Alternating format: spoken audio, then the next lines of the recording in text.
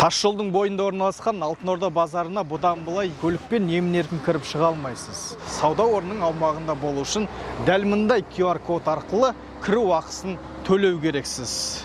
Бұндай жүйелі бастама базар жұмысының ашықтығын қамтамасыз етуге бағытталған.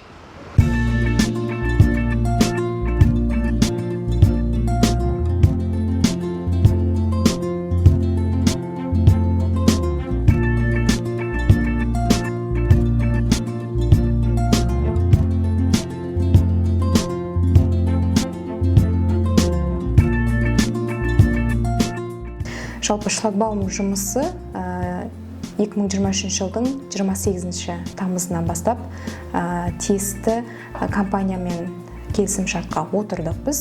Сөйтіп қыркүйек айынан желтоқсан айына дейін осы жұмыстар қарқынды түрде жүргізілді.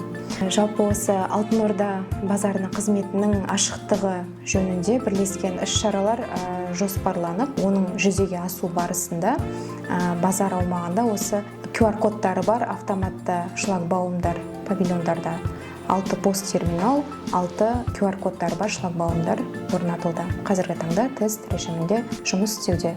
Көріп отырғандарыңыздай, QR арқылы төлеуге болады тұтынушыларға, пайдаланушыларға. Сіз төлеген азғынтай қаражаттан мемлекетке салықта түсіп отырады. Яғни Алтын Орда әмбебап сауда кешенінің инфрақұрылымын жақсарту барысында осындай 300-ден астам камера орнатылып, оның ішінде заманауи бейне бақылауда жүзеге асырылды, яғни қамтамасыз етілді. Ол камералардың бір артықшылығы кез келген адамның бет жүзінен танып, орталыққа бірден хабарлама жібере алады.